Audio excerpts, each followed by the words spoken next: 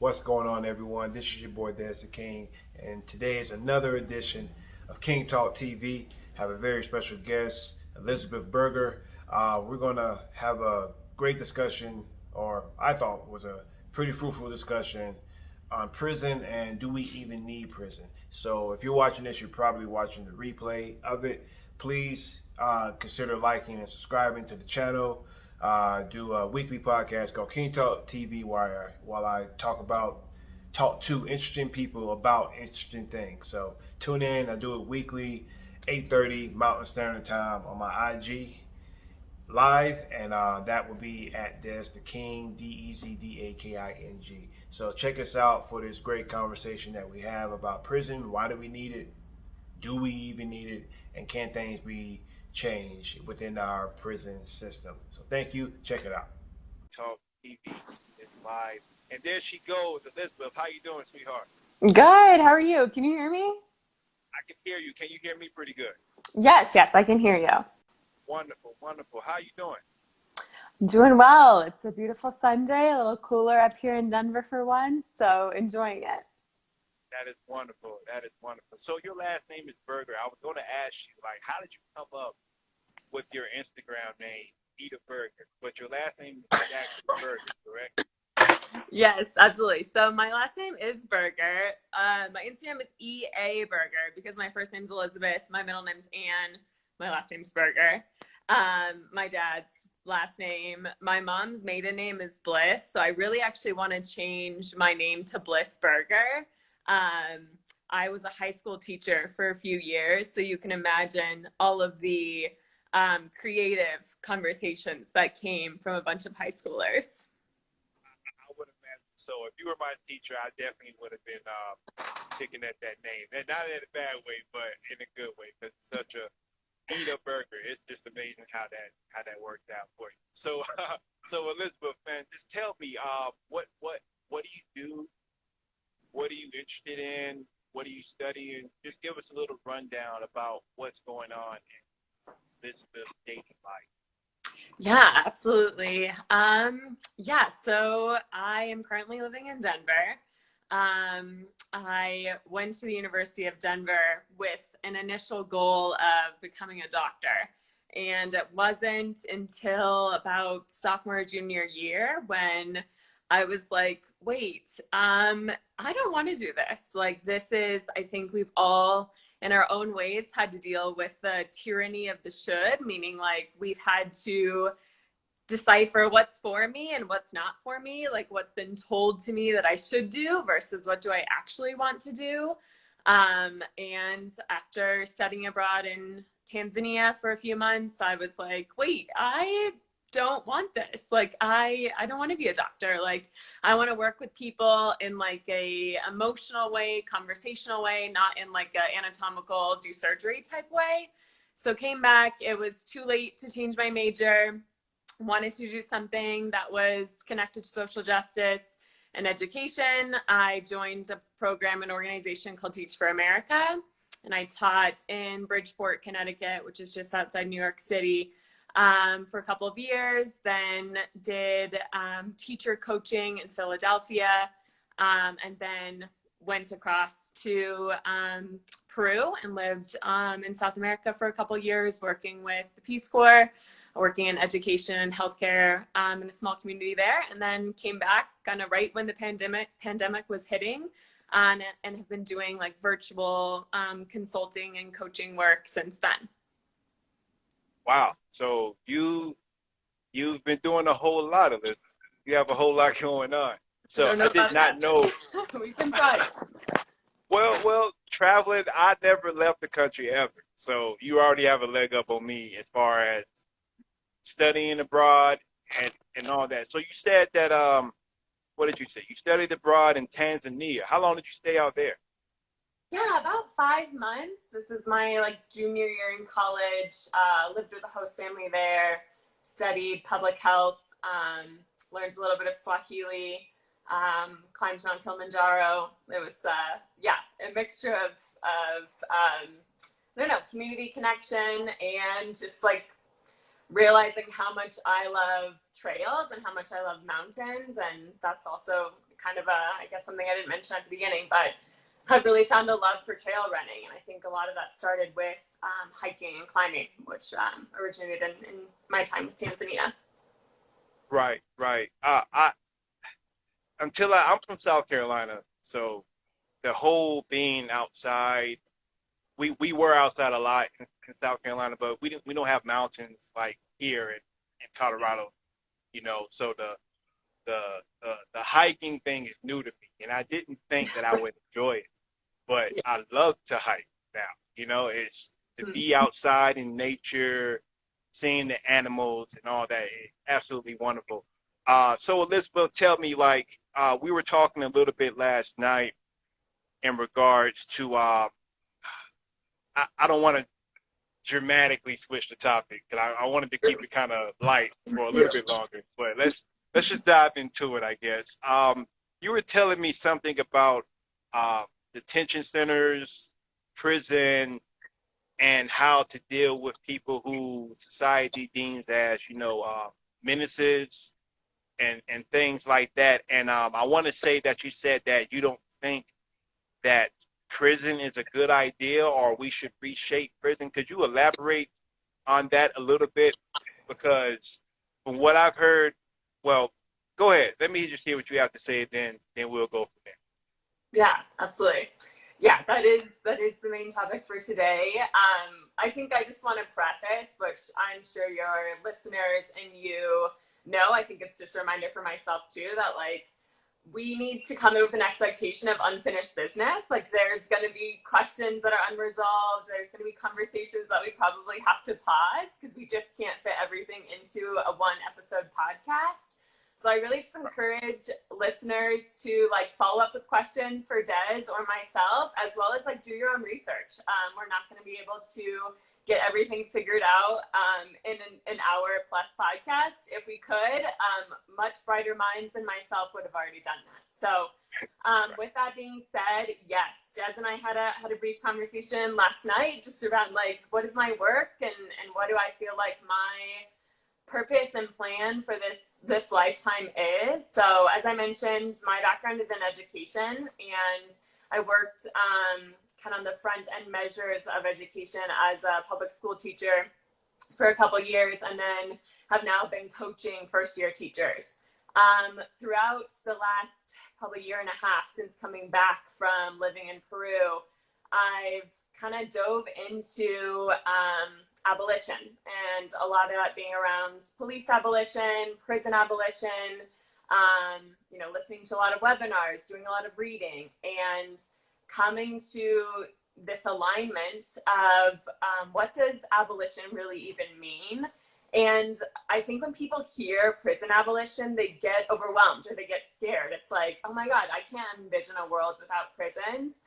And I want to reiterate something I learned from, the work of Angela Davis and Miriam Kaba and Ruth Wilson Gilmore, that abolition really starts at home. It starts in our hearts. It's about eliminating the police in our head and our hearts that like try to control the actions of other people. And what that means is like when we get in conflict with our friends and our family, we found ways to work through these issues without removing them from our community, right? We found ways to reintegrate them back into our lives when harm's been done. And so really abolition is about taking this idea that we already do this, most of us, in our micro level worlds, right? Within our friends and family. When we cause harm or get harmed, we resolve that without just kicking someone to the periphery. So how do we bring that to the macro level of our country, of our systems and structures that has eternally operated on kicking people to the periphery and abandoning them with no resources, no way of rehabilitation, and really suffering, right? Like prison is social death. Prison is harmful and isolating and doesn't actually allow people to grow. So I'll pause there. I know that's kind of a long-winded answer, but that's what I'll leave us with at this point. Yeah. Okay. And that on the surface it sounds good, and I'm not saying at all our prisons are definitely flawed. You know, there's nothing I think perfect about the uh, our prison system, especially in America, and especially when it comes down to black men. It seems like there are numbers out there and I'll give this disclaimer before I continue. When I see statistics, Mm-hmm. they're not. I don't automatically just believe that is all accurate, because even statistics can be biased, depending on who's doing the research. But I do believe that black people, especially black men, are succumb to being um, in the penal system for a while, and most of them are not coming out better men. They're coming out actually worse, like to your point, and they're out and they can't get a job after that because they're a convicted felon, so they can't get a job. So it isn't just the prison. It isn't just the prison itself. It's life outside of prison too. The rules that we have in place for people who have been released from jail. But my thing is, I know it's not perfect, but I do believe that it is necessary, because we just have individuals. We have individuals who are just sick, mentally, and they need help. Now, maybe jail might not be or prison might not be the destination for them to get their help, but we shouldn't get rid of it altogether. Is that what prison Abolition is that mainly what it's about, is to just get rid of prison altogether, or is it more of a reformation of prison? Does that make sense? Yeah, no, great question. Yeah, and it's a question that anyone involved in prison abolition has had and has, struggled with ourselves. And even though abolition in and of itself means the long-term goal of getting rid of prisons entirely, there are many steps that come before them. Like, prison abolition doesn't mean like, oh, tomorrow we get rid of prisons altogether and we release people back into society or back into their communities without the skills, tools, practices they will need for survival. It means, yes, that's a long-term goal, but we need to be building life-affirming institutions before then. We need to be building and providing resources for people before then. And even though that's a long-term goal, there are so many steps we can be taking beforehand, such as decarceration in the first place. What are alternatives to incarceration we can be having in the first place? So many people that are in prisons right now, what they really need is mental health services. What they need is jobs. What they need is shelter. And all of those economic and social needs are not going to be solved by prisons. They never have been, and they never will be. And when we think about prisons in and of themselves, a word that I just learned recently is criminogenic, meaning like prisons try to tout themselves as reducing harm and violence when they actually replicate and increase harm and violence. In and of themselves, people leave prisons with trauma. People leave prison with emotional and physical abuse having had happened. So I think this big question of like, well, what would we do without prisons is like, what are we doing now? Like, how has crime been reduced? How has violence been reduced now? Right? Like, I think as a society, are so afraid of imagining alternatives because that means we have to live in the gray. We have to live in the gray of not knowing something 100% while still building something else. You would agree, though, that if today there was a law made, oh, prisons are illegal, that would be a bad thing for the world. You would agree with that, right? Or no? Yeah. So say, for example, what is today? The 25th. Yes. As of July 26th, no prisons exist. Yes, that would be harmful, not just for people on the outside, but people on the inside, right? People being released, going into communities, having no skill sets to process the trauma that they've been through before and during prison, and possibly replicating more harm and violence without, the support systems in place. Absolutely. Right. So yeah, like you said, it would take a long time to have a whole worldwide functioning society of no prisons. That would take many, many, many years to have a world like that. Yeah, absolutely. Absolutely would. I think it's like, the difficult part of our life is like having one foot in this current world while also trying to build and put a foot in something else that we have never had as a society before, right? But I think like we can see this we can see this vision becoming a reality just by taking into account like what are reforms that are actually in alignment with abolition, such as getting rid of solitary confinement. That does nothing for anyone, right? It continues to abandon and cause mental harm to people. That's like a reform we can get rid of immediately. We can get rid of bails, like holding people hostage for money when oftentimes these people are not people that can afford bail and are just waiting and waiting for a trial. That's something we can get rid of. Getting rid of like when people leave from facilities, the question of like, have you been convicted of a crime? Getting rid of that on job applications. Like there are things that we can do that allow people who are incarcerated to rebuild a new life. Right now, everything about our system is replicating violence and harm, that when people get released, they have no opportunity, they have no chance or minimal opportunity and chance to get a job, make a career, and not repeat the cycles that they've been involved with. Interesting. A question for you though. What about the really, really sick people? Like, what about the Jeffrey Dahmers, the Charles Mansons of the world?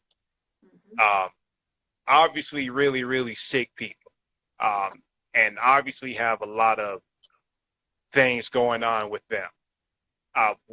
So if they're technically 100 years down the road or whatever, how long it takes, we abolish prisons. I personally believe, let me know if I believe most people are good and that most people are trying to be better, and we're not trying to hurt each other. But that doesn't negate the fact that there are people out there who want to hurt you and me, who want to molest, who want to rape and murder and kill. There are people out there who want to do these things, sadly. What about those people, Elizabeth?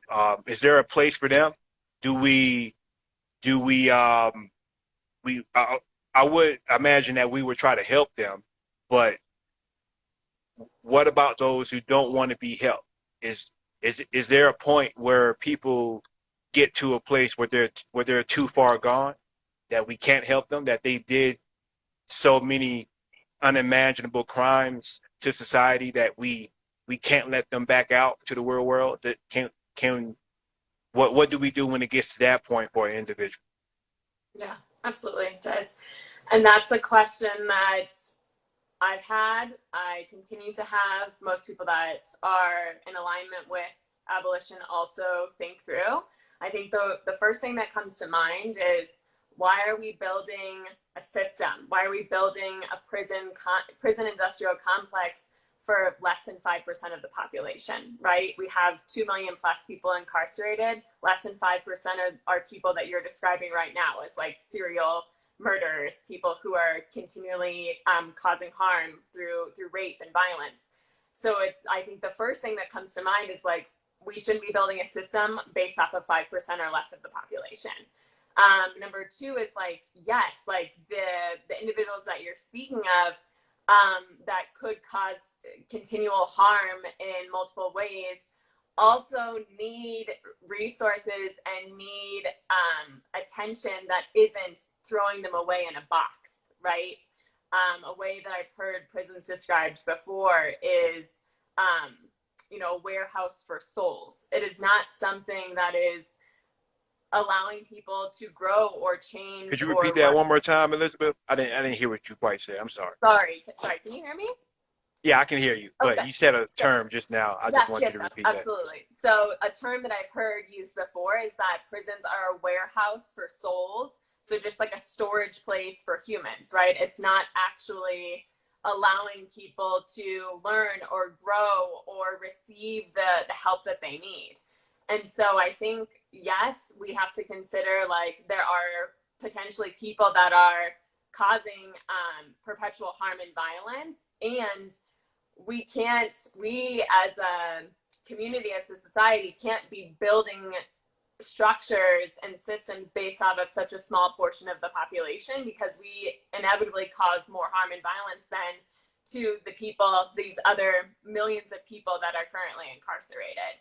So I think, yes, that's something that we need to consider, that there are people without the ability to empathize and don't have remorse for things that they've done. And that is such a small piece of the population that we are causing more harm by ignoring the rest of people that are incarcerated and en route, right? School to prison pipeline, en route to being incarcerated, when we don't consider why are we still only operating with this idea that prisons are the only solution. And when we talk about abolition, we're not talking about replacing prisons with something else. That would just be re-causing harm, right? We're talking Correct. about an array of solutions. Like, I think this is just one of the most sadistic and pervasive natures of white supremacy, is this idea that one size fits all. And we live in a country that is built off of one size fits all, that prison is the only solution. Prisons and jails are the only options, when really what people need are rigorous therapy. People need jobs, people need houses, people need economic and social supports in place before the harm occurs. So, in your opinion, Elizabeth, and this might be a difficult question, in your eyes, how do you envision due process? Because some people are going to break the law. If I break the law, if I steal, I don't know, if I steal a wallet from someone, I should be arrested, right? I should be arrested. I should be detained.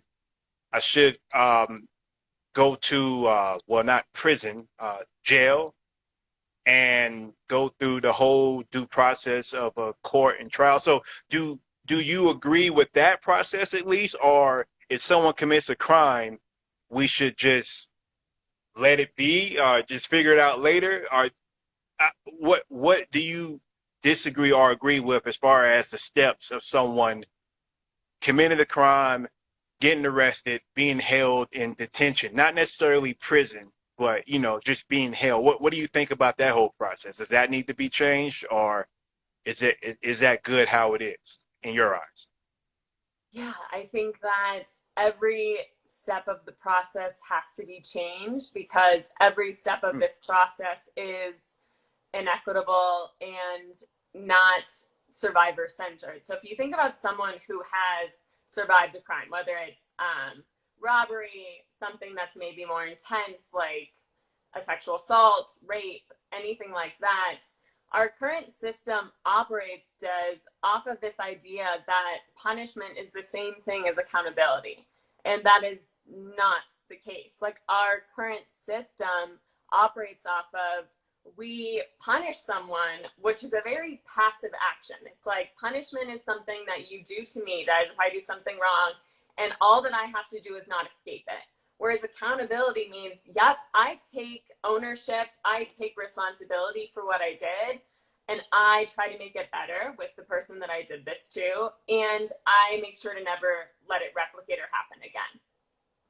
I will tell you guys, like, I don't have all the answers, and I don't right. pretend to know everything, as I am still very new to this work. But what I will tell you is that places that are doing what you're speaking of right now, which is finding alternatives, working in restorative justice and transformative justice. I mean, this is all over, like California, Chicago, New York.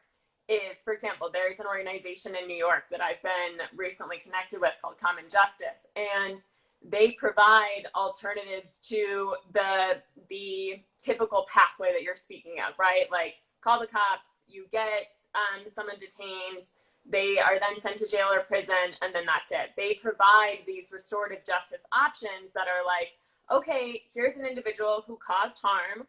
Let them take ownership for their harm, but also let's hear from the survivor. What do they want from this crime that we are speaking of? Because our current system doesn't center survivors in the middle of it. So many people suffer from a harm or a violence, and their opinion of what they want isn't even considered. And for this reason, so many people don't even report crimes or violences against them because they don't want to be swooped up into this system that has potentially harmed them in the past. So these organizations are having things like restorative justice circles, which are a mediation even between someone who's caused harm and someone who's endured that harm. And that's also to say, again, one size is not going to fit all, right? Like, we operate in an idea of like, it's either this or that. But like, at the end of the day, a process means it's going to be different for every person that's endured that harm. If you had something happen to you, Des, and I had something happen to me, we might want a different outcome. And that's what restorative justice asks. What does this person who's endured this want? Because maybe they don't want this person to be sent to jail or prison, but they do want acknowledgement of the harm that's been done to them. So the idea, I think, the fundamental piece of this is us having to live in the gray, right? Us having to recognize that the solution isn't going to be, this is what it is for everyone. It's going to be, we need to talk to people on an individual basis and figure out what's going to be best for them and what they've gone through. Interesting. So I don't think I heard this before. You're saying that hypothetically, if someone commits a crime against me, it should be up to me, the victim, rather, who decides the punishment of the attack. Is that essentially what you mean? Yeah, so I'm saying, like, there are organizations and processes in place right now, like happening in this world, that allow you as the person that survived a crime to decide what the process is for consequences and accountability. So you decide, like, yep, I would like restoration. I would like money. I would like something to help me bounce back from what happened to me. I would also like this person really to acknowledge what they did and make sure that they don't repeat it again. That's like, this is restorative justice in action. Transformative justice says we as a society should be looking at the conditions that caused these crimes in the first place, right? How I envision this, Des, is like, I think about us as humans. If we boil this down to a very simple definition, we as humans need three different things. We need mental connection, we need physical, and we need emotional. So how I think about this, Des, is for mental connection,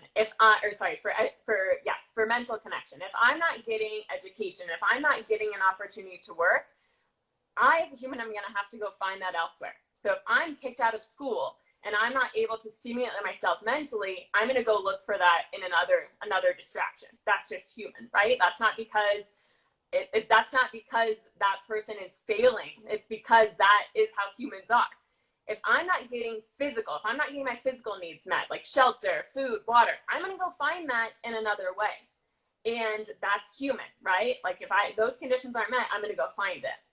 And then emotionally, if I don't have friendships or supportive family ships, I'm going to go look for that connection elsewhere. So at the end of the day, when these needs aren't being met, people go look for them elsewhere. And that's not because those people are innately evil or lesser than. We as any humans would go do that. So that is what transformative justice looks at, is what are the conditions that breed these harms or incidences in the first place? I definitely get that.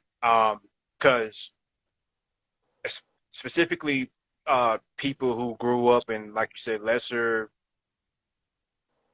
and rural areas, ghettos, they're going to be subject to commit certain crimes that someone who grew up in a different type of neighborhood probably wouldn't commit, because those resources or whatever they need, like you said, love, comfort, shelter, whatever, that's already been provided. So they don't have to go and look for that or potentially take that, versus someone else who doesn't have it. Yeah, I definitely get that. Going back to the just help me to understand. The victim dictating the the punishment for the perpetrator. Um, I'm trying to think about how that could be an issue, because what a crime is a crime, right? Is crime subjective or objective to you? Yeah, I Crime. think. Okay. Well, well, go ahead. Crime to me, I think there are some gray areas, I guess, when it comes to crime. But we both agree that murder would be a crime. That's something that is a crime. So if we're on the outside looking in, Elizabeth, and we see someone get murdered, if the victim is murdered, then who decides the punishment for that perpetrator if the victim is murdered? Does the family do it? And what if the family, because we both still agree it's a crime, but what if hypothetically the family doesn't see it as a legit crime? Maybe they didn't like the person who died. And maybe they say, well, we believe the person who murdered him should go free because, we just want that or whatever. So do you see what I'm saying? Do you see how that could potentially be an issue if the world was like that everywhere? If there wasn't no trial or anything, we just let the families or the victims determine the outcome of or the punishment of the person who committed the crime. I hope that makes sense to you, Elizabeth. Yeah, no, it made sense. Yeah, so I think like this is maybe maybe I wasn't clear, and it's also a common misconception that like when we say we're getting rid of police, getting rid of prisons, getting rid of punishment, we're not saying let people run free and wreak havoc. We're saying we need accountability, because right now our system does not incentivize accountability, right? If you commit a crime that is actually harmful or violent, what is your incentive to own that mistake? You don't want to own it, because you're going to be sent to a box and you're going to be locked away forever. Whereas this other idea of like creating a world that is accountability driven, accountability based, is saying like in the situation that you shared, Des, I guess like my first thought is like, yes, if the victim is killed, if the victim is no longer there to speak on behalf of themselves, then yes, like the family, the people, the loved ones would be people that are the ones that want to speak out and share what comes next, right? I think Right. When I think about this, I think about back to Miriam Kaba, who worked as an educator, and she speaks about how she had two students. One student ended up harming and killing the other student, and the family of the student that was killed was like, no, we don't want to go through due process. We don't want to get the courts involved and ruin this. This is a child. Like, we don't want them to be charged as an adult. We don't want them to go to prison. We want them to have accountability for what just happened and own that, have remorse for that, make it right as you possibly can, and then make sure that never happens again. And I think so much of our society is we are so worried about control. Like, if we don't control the bodies of other people, people will not make the right decision. And I'm not saying that like violence will not happen ever again. Yes, it will happen, but it's something we can solve. It's something that for so long in our society we've been like, this is not something that's solvable. We just need to lock people up. It is solvable, and there are ways that we can do this that will reduce violence and will not perpetuate it and increase it. But right now we don't live in a country that allows people to take ownership of what they did and make it right, because they know punishment is the only thing they're going to receive. Gotcha. Very interesting perspective, Elizabeth. Thank you for sharing that. Well, let me ask you this. What, in your eyes, what makes a good person?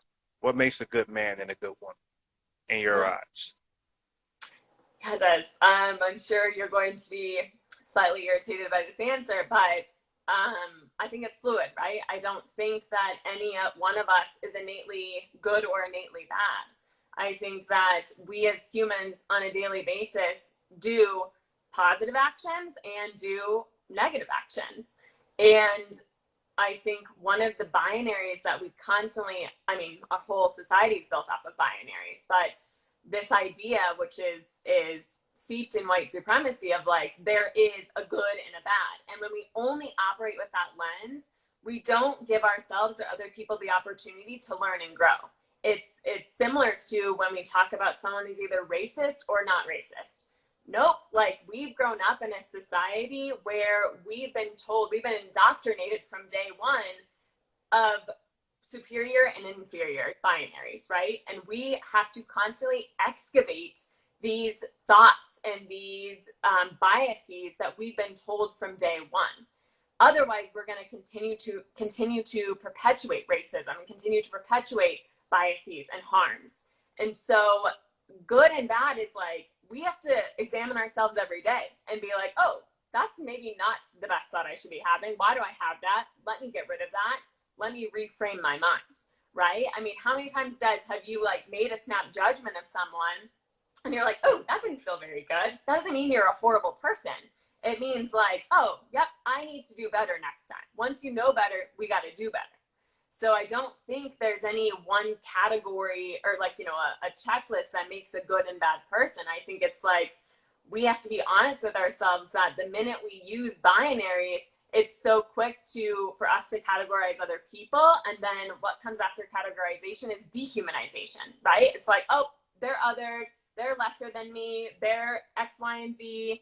And then we no longer are able to own when we make a mistake, because we are so set on saying, I'm a good person, I'm a good person, I'm a good person, that like when I have not good thoughts, I just avoid them instead of owning them. Interesting. So in your worldview, Elizabeth, we're all gray. There's no cut and dry and a right or wrong decision. Everything is just simply, I guess, in the moment. Like when we make a decision, it could be bad, but it's not like I'm intending it for it to be bad or I'm a bad person. I'm just a gray human being who's going to just do his thing and kind of just flow through life. We're all gray. Everything is subjective. What you believe is what you believe. My truth is my truth. Is that sort of your worldview, Elizabeth? Just trying to understand. That's all. No, I'm saying that like I think that majority of people are innately do not want to cause harm, or like inherently don't want to cause harm. Yeah, Right? I agree. I think that like most people are not where they're not born with this, you know, predisposition to cause harm. And with learned behaviors and thoughts over time that cause And people racism too. Not to cut you off, but yeah, racism, I believe, definitely is not something that's you're born with. You're not born being a exactly, racist. That is exactly. definitely taught to you. But please continue on your Yeah, thoughts. 100% does. And that's what I'm saying is that, you know, racism, if we're using this example, is something that is taught and we learn to replicate over time when we aren't honest with ourselves about the harmful thoughts that people are having, that we're having. And so if you're just saying like, I mean, so many people in our, I mean, especially over this last year, there's been a huge reckoning in our society, right? Of, wow, like we've been sweeping a lot of shit under the rug for a very long time. And it's something where a lot of people are so worried about being labeled as good that they don't examine their own selves and their own racist thoughts and harmful biases and then replicate them, right? So for so long, like growing up, right, it was like, oh, it's people who use the N-word that are racist.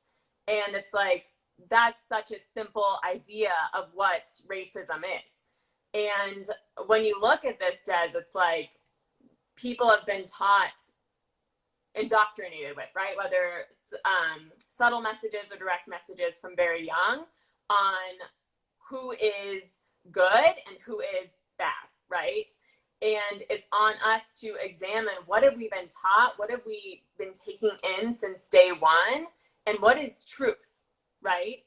And so many people are afraid to face that truth.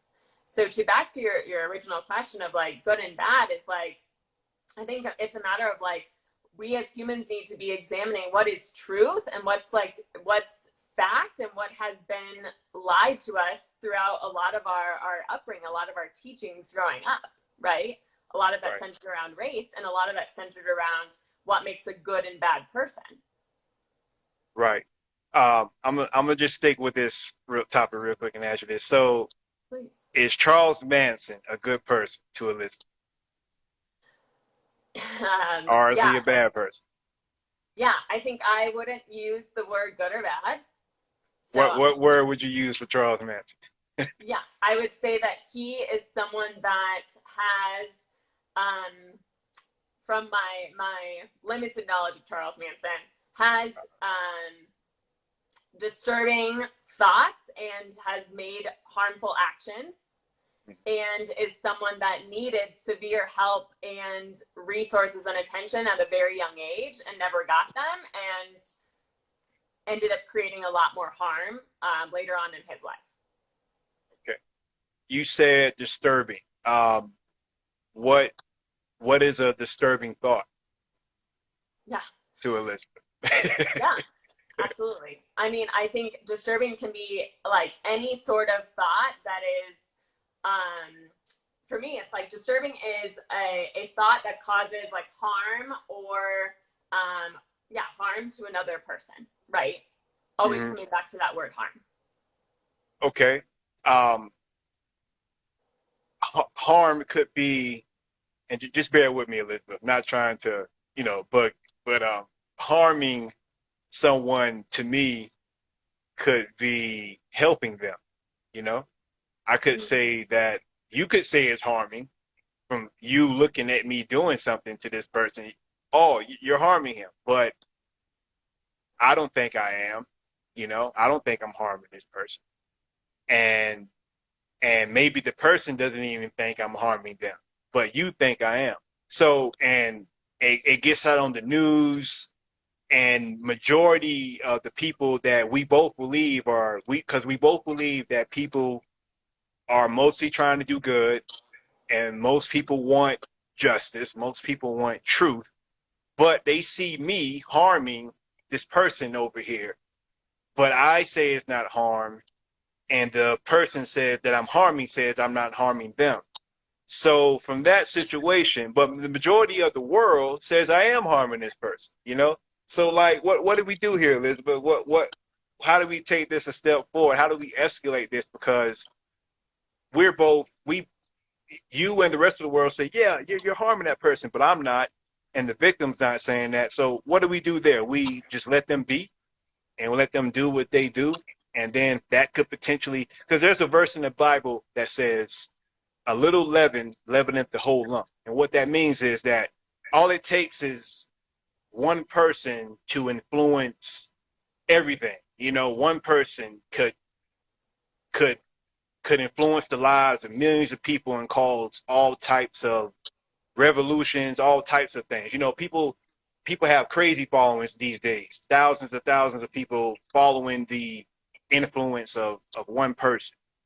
So we technically could not just sit back and let this happen. So my stupid question is, Elizabeth, what do you think we should do hypothetically in that situation if we come across something like that? Because if it's all fluid and it's all subjective and there's no objective right and wrong, which I'm not saying that you said that it is, but let's just say it is. How do we handle that in your eyes? I know that's a really tough question, but do your best. Yeah, I want to clarify. I just want to add on to what you said. Like, yeah, I'm not Okay. saying there isn't an objective right and wrong. I'm Mm-hmm. saying that, like, we cannot, for the majority of people, make an objective, like, this person's good and this person is bad. because the minute we do that, we don't allow room for gray to happen, where we can own our own mistakes as humans, right? Like, I'm not perfect and I've made mistakes. And if I'm so worried about being seen as good, I'm going to do anything to upkeep that image rather than own the mistakes I've made so I can grow and become better, right? Okay. Okay.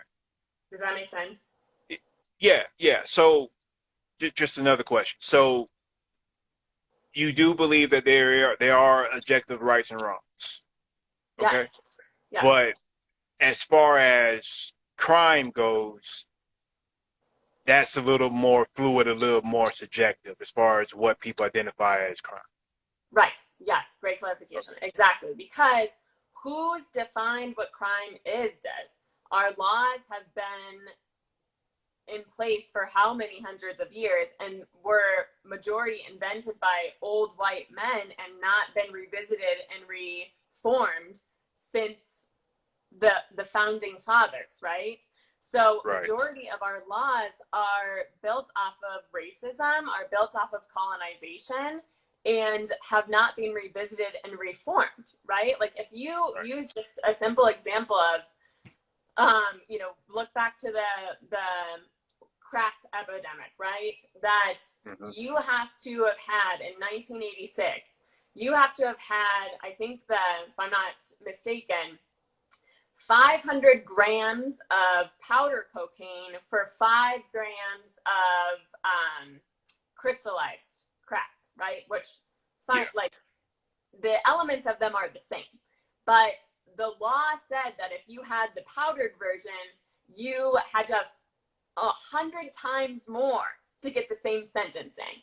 And that in and of itself is an example of a law that was created to disenfranchise lower income communities, Black and brown communities that were using and have more accessibility to the crystallized version versus the powdered version, which of course upper class white elites were using. And so if you look at that in and of itself, crime was scientifically, they're the same element, but the law is criminalizing one group of people more than the other.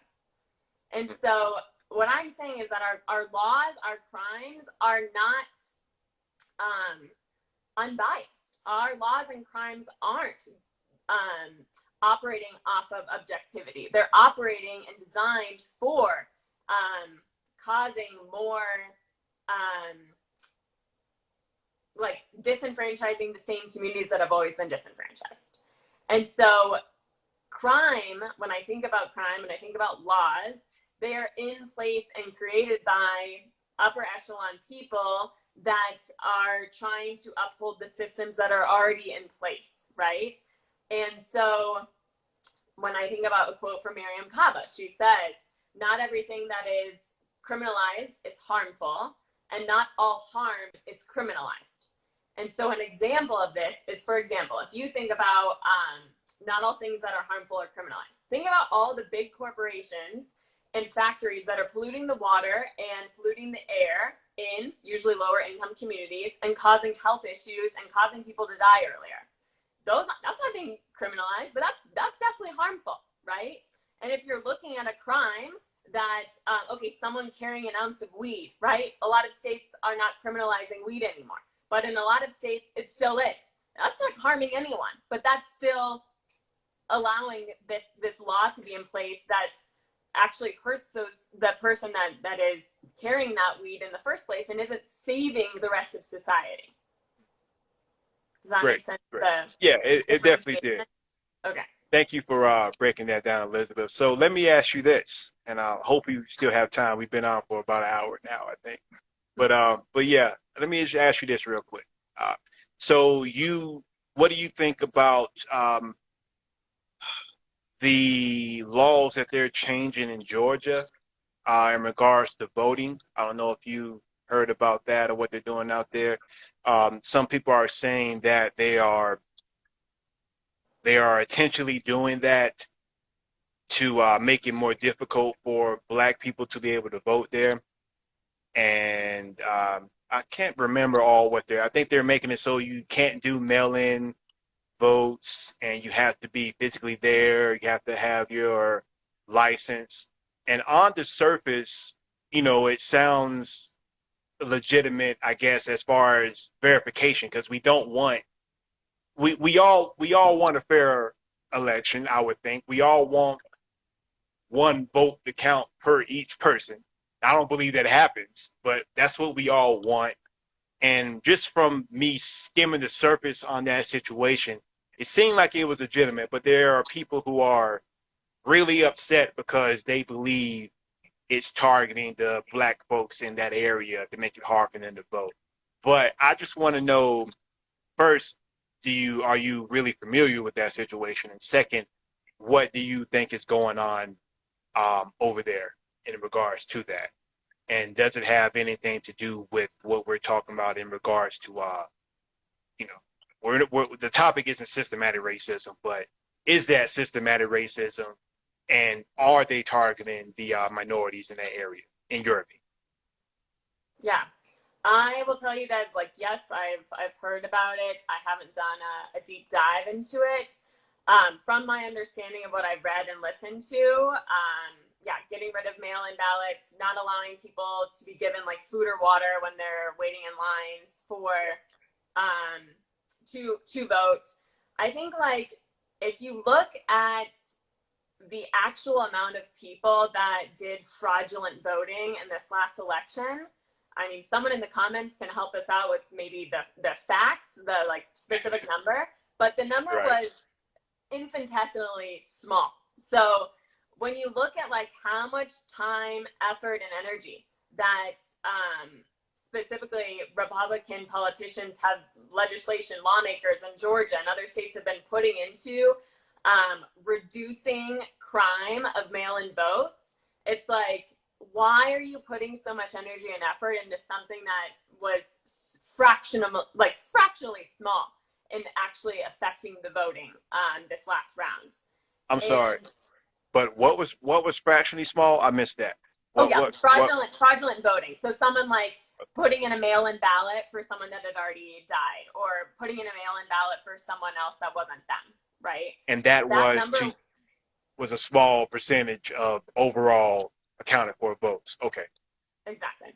So my question always comes back down to, why are in Georgia, if we're talking about a specific case, why are Republican lawmakers putting so much time and energy and effort into changing up if we can do mail-in ballots, when that's what we've been doing? Like, we do that for overseas military people, we do that for overseas Peace Corps volunteers. We've been doing mail-in ballots for so long, and the amount of people that like take advantage of that is so small. But here we are again, an example of our country wanting to put controls on people when it's really not producing more safety. It's just putting control and limiting the people that can actually vote.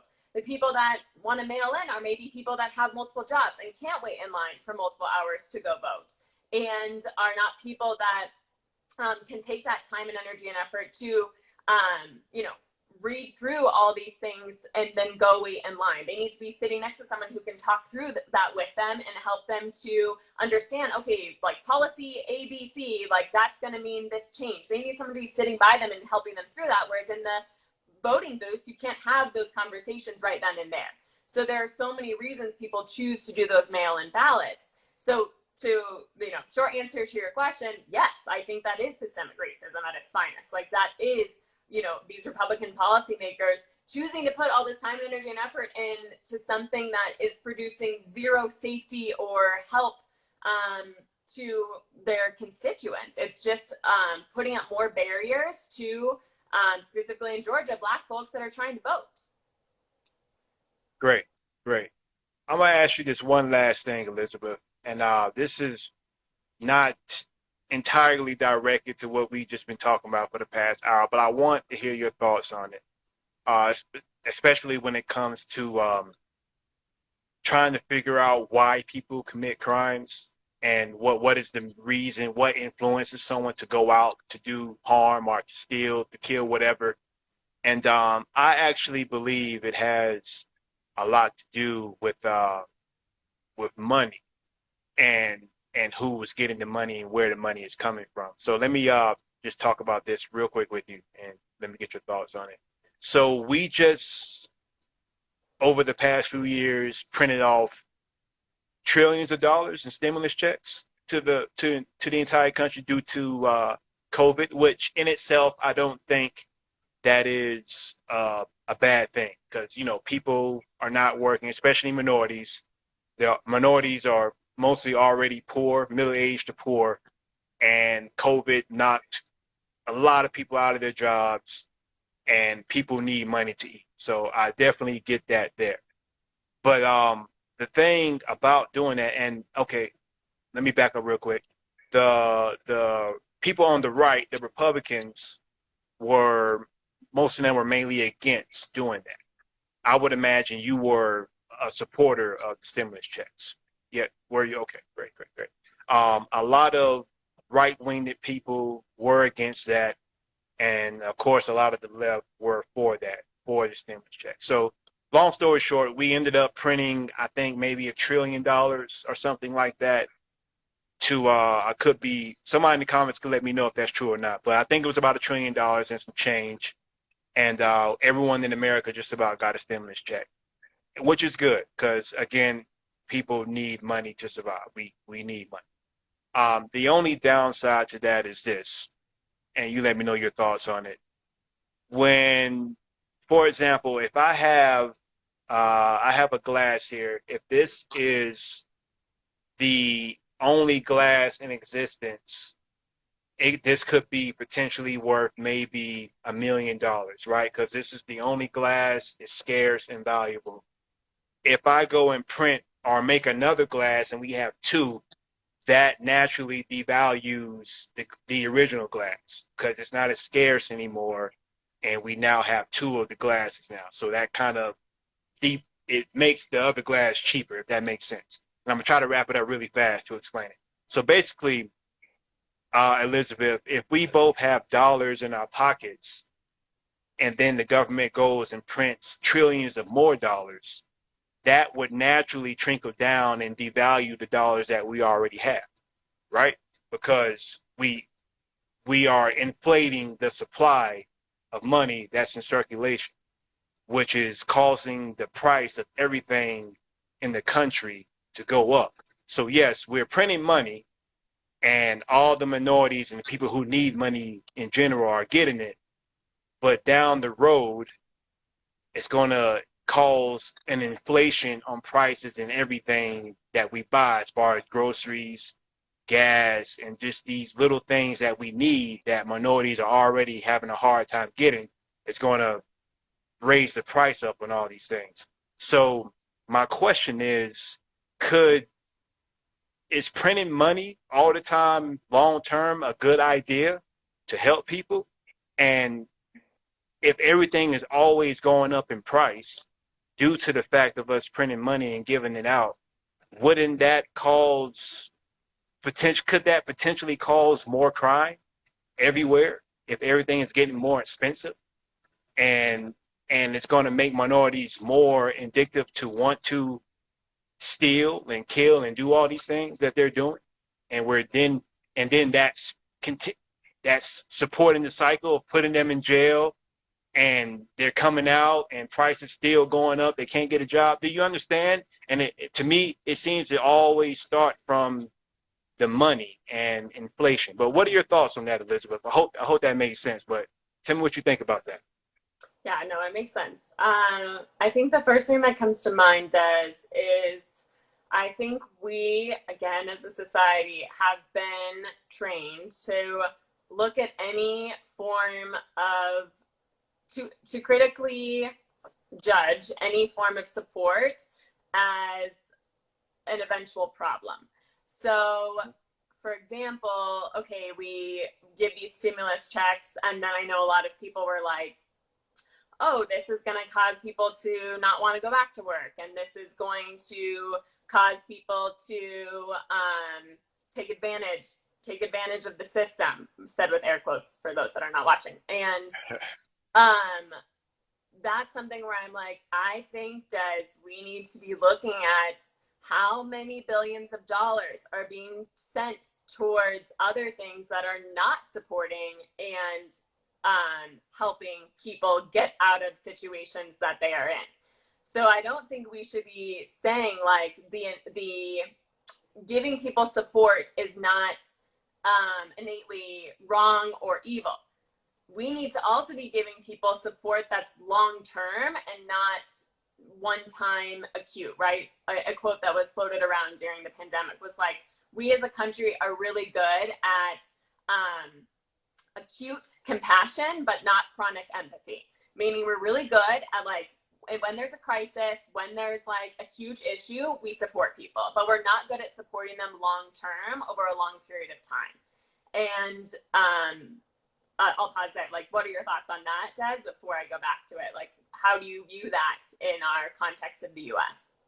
As far as, could you just rephrase the question for me again so I can understand better? So meaning like our government specifically, but us as humans too, are really good at being there for people with acute compassion, meaning like one time we're really good at showing up in a crisis situation, but we're not good at showing support over a long-term period of time, which labeled as chronic empathy, like giving that support, help, resources over a long period of time. We're only good after something bad has really happened.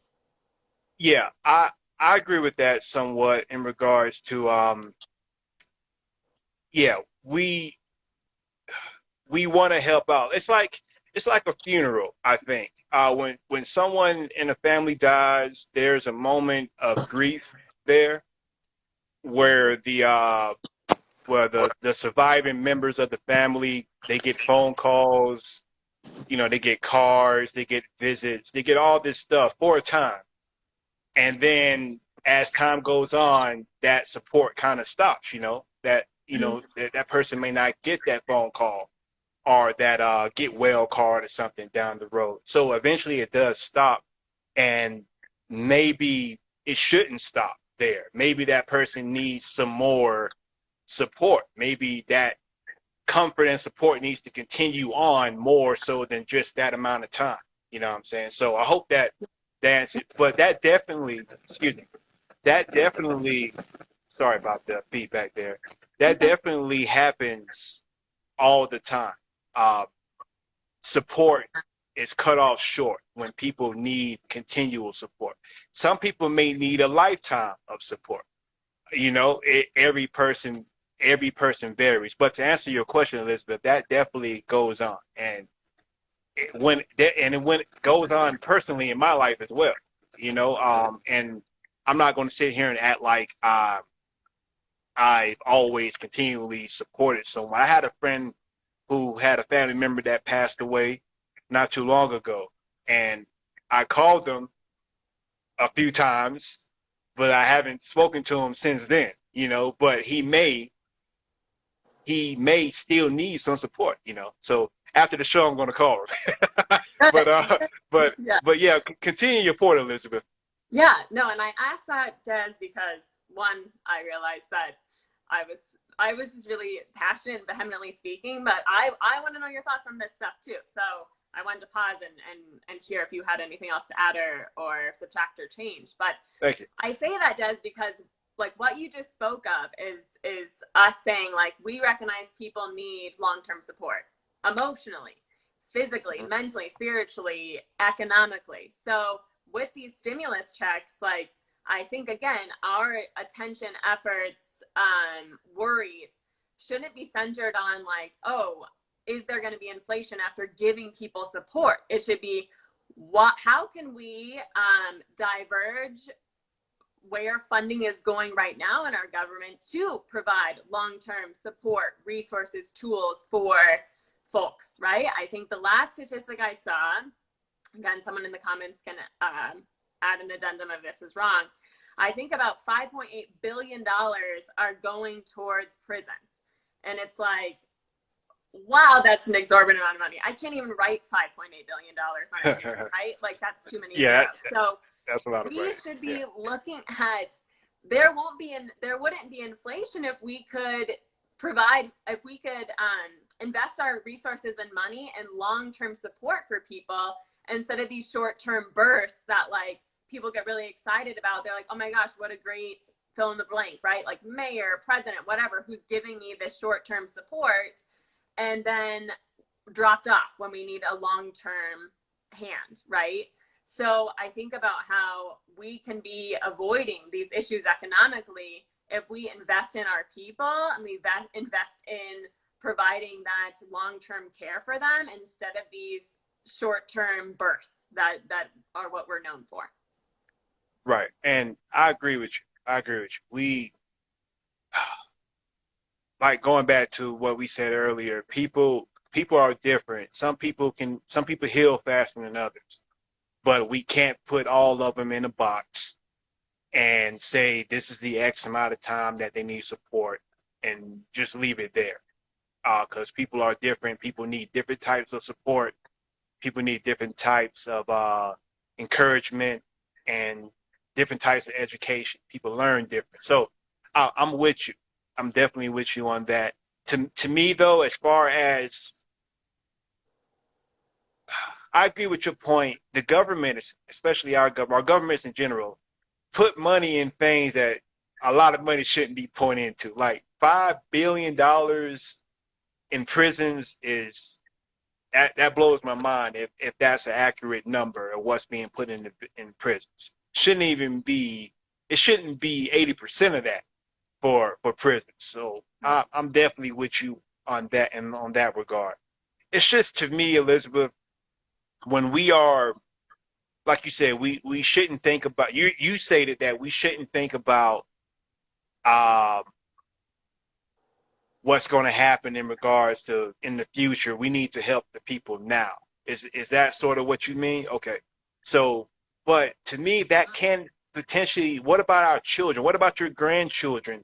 If and this is not an episode about money or our monetary system, but let me just ask you this. If we are just continuing to devalue our money here and devalue the dollar, our children are going to go through way worse economic situations than what we're going through now. If we over inflate our money, that could potentially lead to more crime and more people being put in prisons that we both believe should be defunded a little. I mean, I don't believe policemen should be defunded, but prison systems, if it's in the billions, yeah, some of that could definitely be reallocated to other means.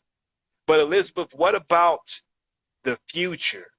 Like, what about, like, if we're doing something now to help people today, we do need to think about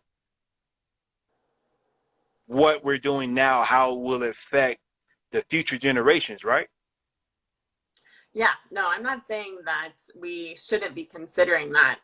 I think my like framework I'm operating from is one of like my like intellectual, spiritual, political values are all in alignment of saying we should be investing in relationships with people over rules, meaning like we should be putting money towards education, towards economic jobs, towards jobs. We should be putting money towards allowing people to take care of their own well-being, mental and physical health, and their livelihood over this idea that we're providing safety. I don't believe that police and prisons provide safety. That is not something that they've ever been doing. And if we look at the roots of police and prisons, the roots are in slavery and colonization. And they have always existed to keep certain people out and keep certain people in. And the idea that they create safety is one that I have been challenged on, right? Like, I haven't always had these thoughts or beliefs. Like, I've had to do a lot of my own research and listen to a lot of people way more intelligent than I am to find that if you look at it, like, police show up after a crime has occurred and are usually not helpful in providing any sort of accountability to the people that endured a crime after it's happened.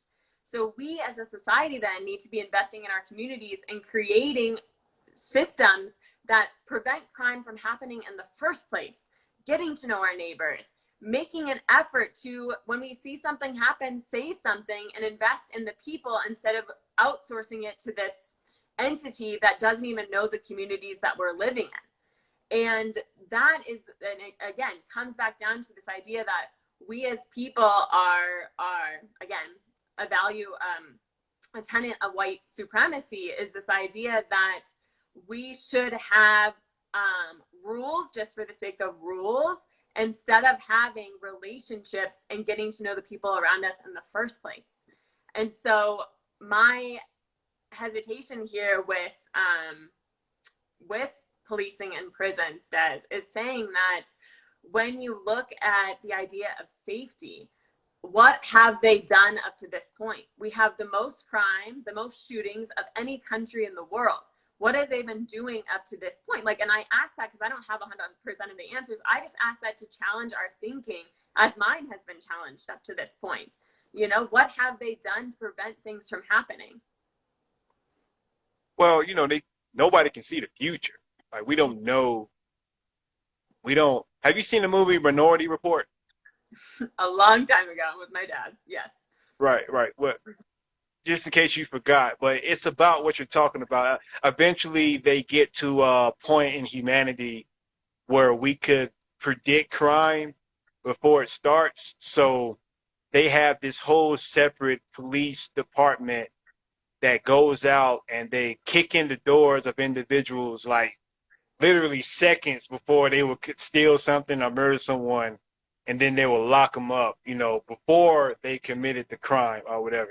And I always thought that was interesting because just like, man, like how that in that case, you know, but did they really commit a crime though? You know, it's like we're arresting people for no reason to that at that point if we're doing that. But anyway, that's a side point. Great points, Elizabeth, and I appreciate your feedback today. But one last question I want to ask you is what are any projects or anything that you have working on to help reach towards this goal that you have for reforming prison and things that are going on in the world today? Yeah, absolutely. So one of the organizations I work alongside is an organization called Abolition Apostles. And they are an organization that originated in Louisiana, which is the most incarcerated place in the world, and now have 20 plus chapters across the US. So we have a Colorado chapter. So anyone who's listening or is interested, Colorado Abolition, you can look them up on Instagram. And what we do is this organization has a five-fold approach towards prison abolition. It starts with pen pal letter writing. It starts with getting to know and elevating the humanity of people who are incarcerated. So you can write to folks that are incarcerated here in Colorado, or if you have family in another state and you want to write to people there, you can write to people there. It then goes on to material support. So that can mean, yes, putting money on people's commissary accounts, but it could also mean sending them resources for how to get their stimulus checks. So many people don't know this, but a lot of incarcerated folks don't have their stimulus checks because they don't know how to get them. But they are legally allowed to have stimulus checks and get them, but don't have the resources to figure out how to do that. So another way that we do that, another way of material support is sending information, printing off info, and mailing it to them. After material support is visitation. So as we know, visitation has been limited because of COVID, but we've been doing video calls with folks who are incarcerated until the pandemic has completely subsided. And then it moves on to advocacy. So that means writing letters to parole boards, letters to judges to speak on behalf of the folks that are incarcerated. And then the final part is reentry support. So as we know, a lot of people enter back into their communities without any financial, emotional support. And so this organization works with building communities, community coalition groups that help people who are being released to find jobs, find mental health supports, all of that. So again, Abolition Apostles, they have a chapter in almost all states at this point. So you can find them on Instagram, Colorado Abolition. You can come to our monthly meetings the third Thursday of every month. I help to run those meetings, so you can learn more there. Another organization I'm working alongside is called Prisons to Professionals. They are based out of Baltimore. They help folks who are currently and formerly incarcerated get their higher education degree. So an associate's degree, bachelor's, master's, and they help them to do that through scholarships as well as workshops to help them with a lot of the barriers that incarcerated folks have faced, like not knowing how to use technology because they've been isolated for so long and don't have access to it. Helping them to get, again, the emotional, psychological support that is necessary after being through trauma that exists in prison. So they also operate virtually, so you can become a tutor or a mentor for someone who has been incarcerated, and tutor them through Zoom online, to help them write their resume, to help them write essays to get into a college.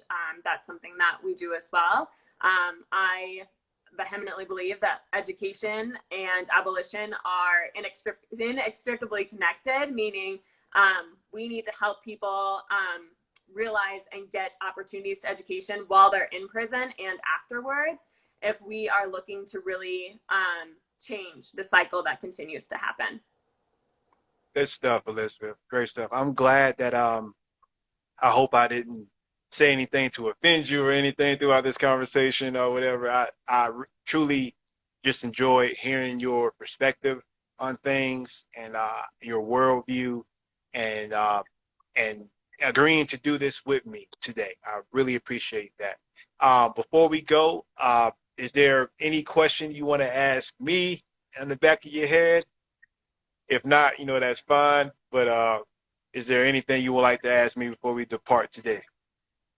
Yeah, I think, well, first and foremost, I just want to say, like, these are tough questions, right? Like, these are tough questions that people have been tackling or trying to tackle for years, decades, if not centuries, right? So, again, I'll just reiterate what I said at the beginning of our talk today. Like, if I had all the answers, we would be in a much different place right now. And like, we have to accept and expect non-closure, right? Like, I'm sure both of us are leaving here today with like being, having had a good conversation, but also just like, yeah, there are going to be unresolved questions, and more questions usually arise from the answers that we get.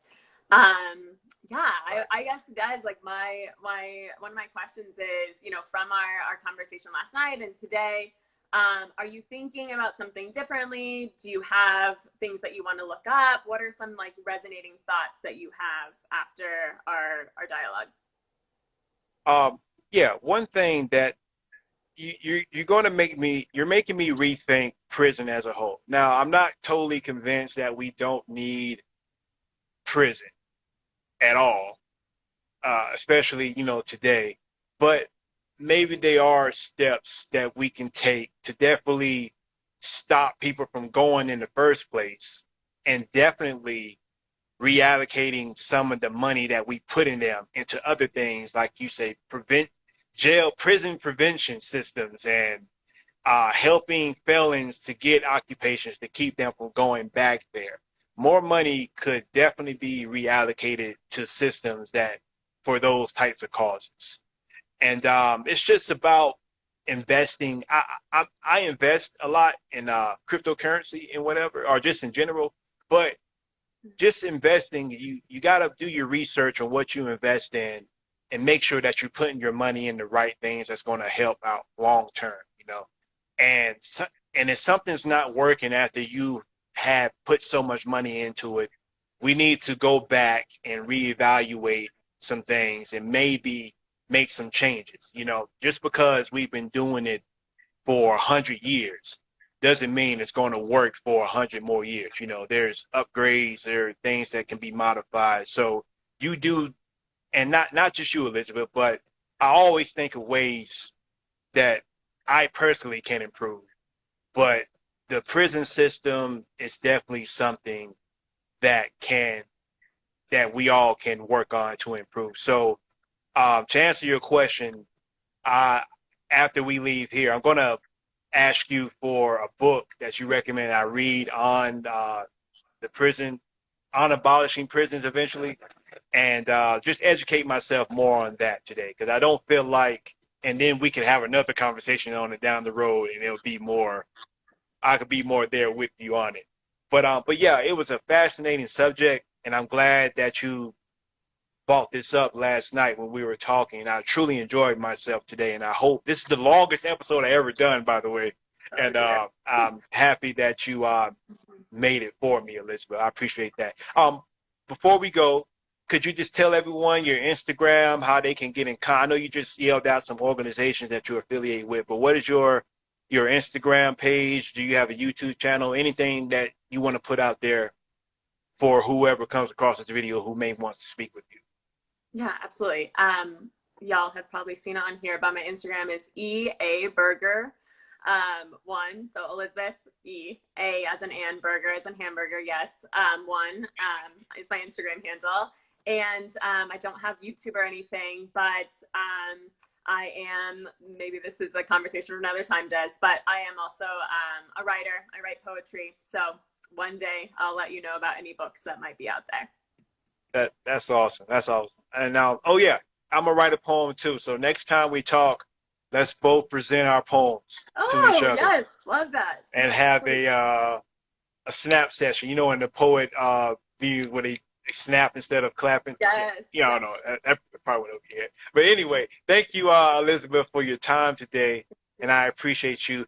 This is your boy, Des the King. Follow me on Instagram at Des the King. Make sure you follow me on YouTube as well, Des the King, and then find me on Facebook. My name is Desmond King on Facebook. If you like this, please like and subscribe.